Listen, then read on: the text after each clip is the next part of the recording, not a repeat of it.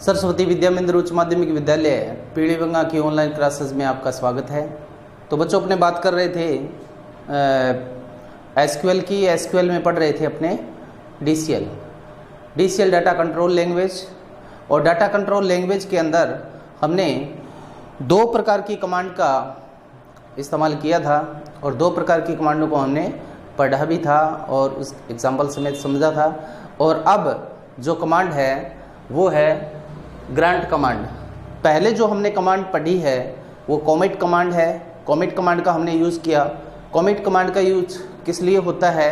Comet command का use जो database user है उसको, जो डाटाबेस के अंदर बदलाव किया जाता है डाटाबेस यूज़र द्वारा, जो डाटाबेस में किसी प्रकार का बदलाव किया जाता है, टेबल में किसी प्रकार का बदलाव किया जाता है, उस टेबल को जो बदलाव किया है उसको स्थायी करने के लिए कॉमेट कमांड का यूज़ किया जाता है।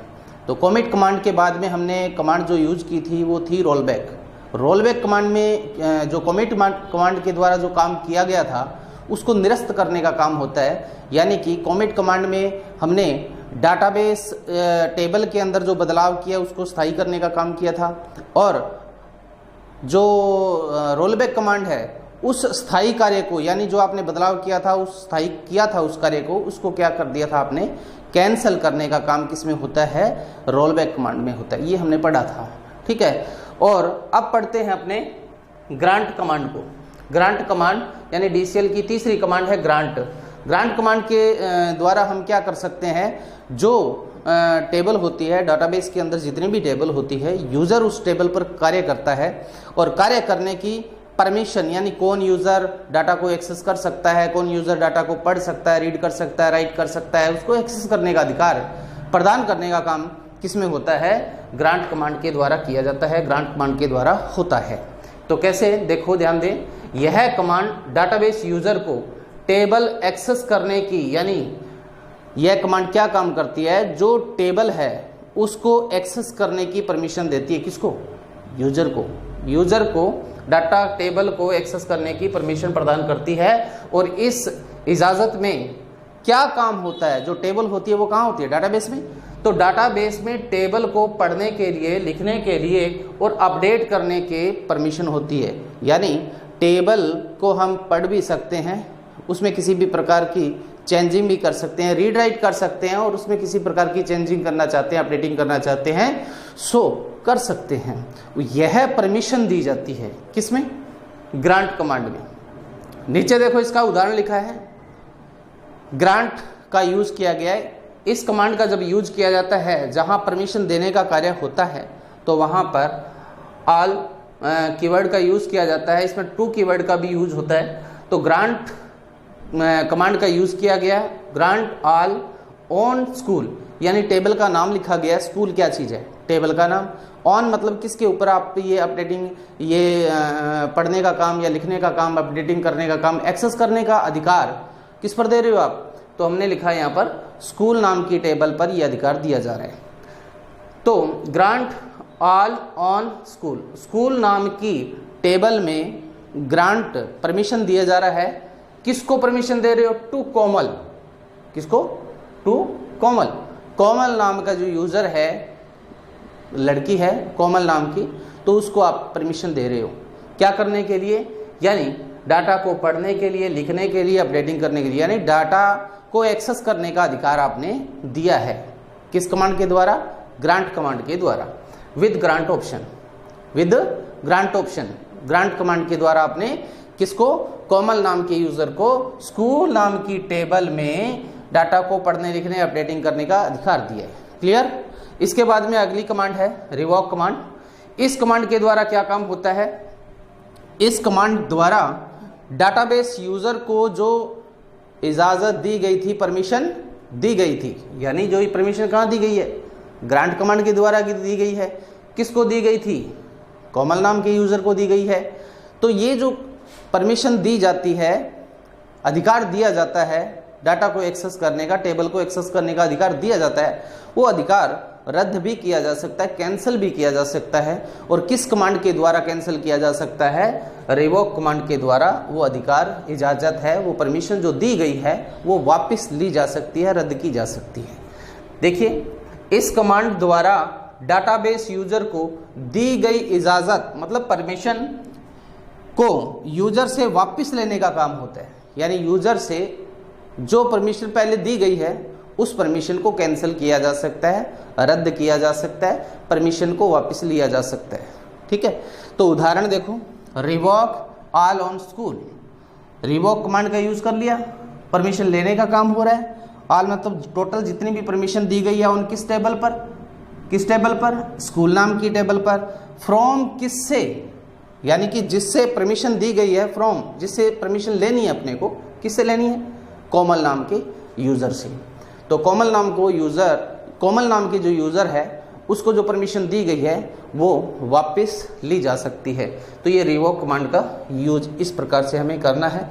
ठीक है, तो हमने अब तक जो पढ़ा है एसक्यूएल के अंदर, वो हमने एसक्यूएल है क्या, एसक्यूएल एक सॉफ्टवेयर है, कौन सा सॉफ्टवेयर है? डाटाबेस सॉफ्टवेयर है।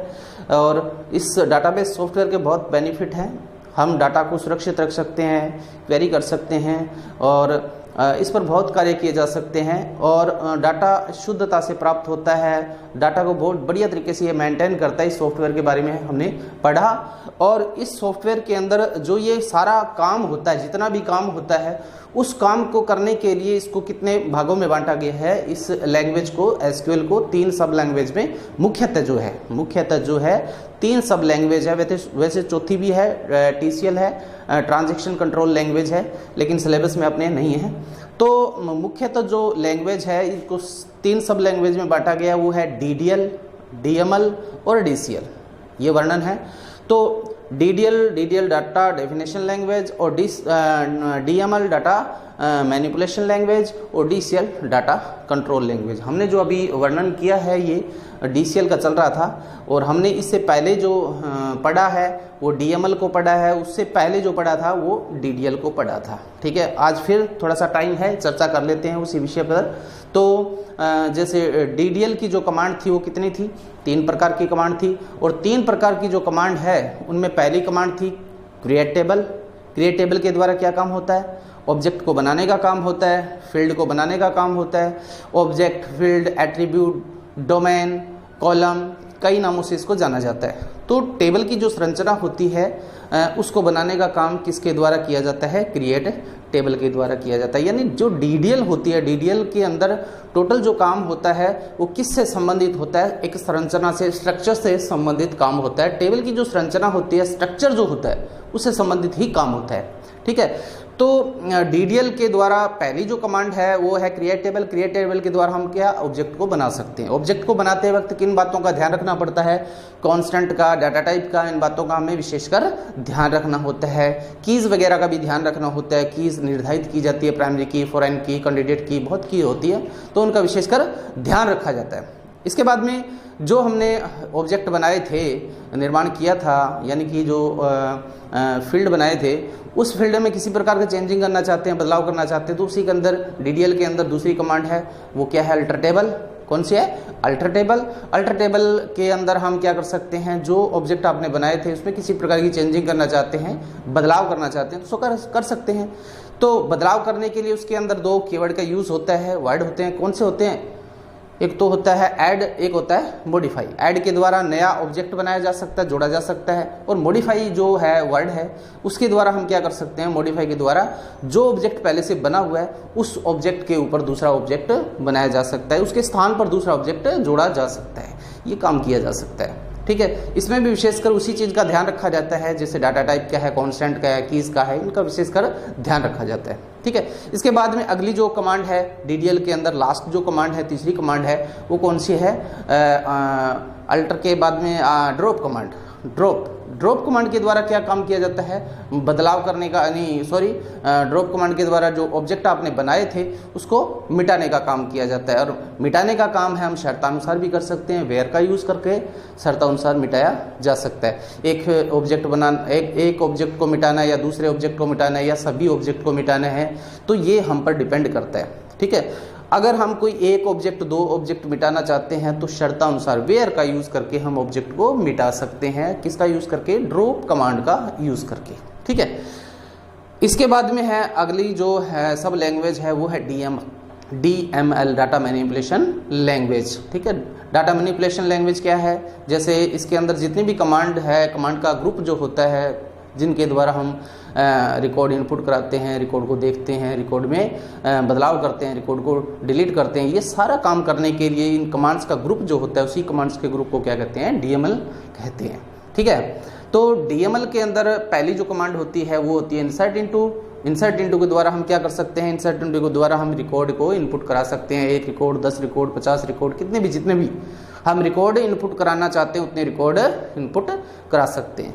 और जितनी बार भी हम इनपुट करवाएंगे, रिकॉर्ड इनपुट करवाएंगे, उतनी बार ही हमको इंसर्ट इनटू का यूज़ करना पड़ेगा। किसी भी टेबल में आप डाटाबेस के अंदर कोई भी रिकॉर्ड इनपुट करवा सकते हो। ठीक है, अच्छा, रिकॉर्ड भी इनपुट वो विशेषकर ध्यान रखना पड़ता है। जैसे हमने जो DDL के द्वारा जो ऑब्जेक्ट का निर्माण किया था, उस ऑब्जेक्ट के जैसे पहला ऑब्जेक्ट बनाया, दूसरा ऑब्जेक्ट बनाया, तीसरा बनाया, चौथा बनाया, क्रमबद्ध, तो क्रमबद्ध ही आपको इसमें रिकॉर्ड इनपुट कराने होते हैं। जैसे जो ऑब्जेक्ट, जैसे रोल नंबर नाम का पहले ऑब्जेक्ट बनाया है तो पहले आप नेम नहीं ऐड कराओगे, क्योंकि रोल नंबर बनाया तो रोल नंबर ही आपको इनपुट कराने हैं। समझ गए होंगे? तो इसी प्रकार क्रमबद्ध जो ऑब्जेक्ट बनाए थे उन्हीं क्रमबद्ध ऑब्जेक्ट के अनुसार ही आपको रिकॉर्ड इनपुट कराने होते हैं इंसर्ट इनटू के द्वारा। इसके बाद में है आपने रिकॉर्ड इनपुट करा दिया ढेर सारे जो भी जितने भी है, तो टेबल में डाटा आप देखना चाहते हो तो देखने के लिए आप किसका यूज़ करोगे? सेलेक्ट स्टार फ्रॉम कमांड का यूज़ करोगे। ये दूसरी कमांड है, किसकी है? DML की। तो DML की दूसरी कमांड सेलेक्ट स्टार फ्रॉम है और इसके द्वारा हम क्या कर सकते हैं? रिकॉर्ड को देख सकते हैं। शर्तानुसार भी देख सकते हैं वेयर का यूज़ करके।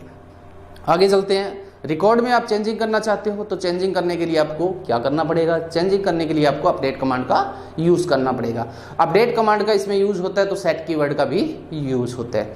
तो परिवर्तन यानी रिकॉर्ड में परिवर्तन करने के लिए आप किसका यूज़ करोगे? अपडेट कमांड का यूज़ करोगे। इसके बाद में अपडेट कमांड का भी यूज़ किया जाता है तो आप शर्तानुसार भी कर सकते हो, तो वेयर का भी यूज़ किया जा सकता है। इसके बाद में लास्ट जो है अपडेट कमांड के बाद में लास्ट जो कमांड है DML की वो है डिलीट कमांड। डिलीट कमांड के द्वारा हम क्या कर सकते हैं? रिकॉर्ड को मिटा सकते हैं और शर्तानुसार भी मिटा सकते हैं। वेयर का यूज़ करके रिकॉर्ड को मिटाया जा सकता है। तो ध्यान दें, DDL के अंदर ऑब्जेक्ट से संबंधित काम होता है, जबकि DML के अंदर रिकॉर्ड से संबंधित काम होता है। अच्छा, अल्टर और अपडेट में क्या अंतर बताया था मैंने? अल्टर और अपडेट, अल्टर में ऑब्जेक्ट के जो बनाए थे आपने उसमें चेंजिंग की जा सकती है अल्टर के द्वारा। ठीक है, और जो अपडेट है उसके द्वारा हम क्या कर सकते हैं? रिकॉर्ड में अपडेटिंग कर सकते हैं, रिकॉर्ड में बदलाव कर सकते हैं। डिलीट और ड्रॉप में क्या अंतर है? ड्रॉप के द्वारा ऑब्जेक्ट को मिटाया जा सकता है, टेबल की जो संरचना आपने तैयार की थी उसको मिटाया जा सकता है, जबकि जो डिलीट है उसके द्वारा रिकॉर्ड को मिटाया जा सकता है। ये बताया था।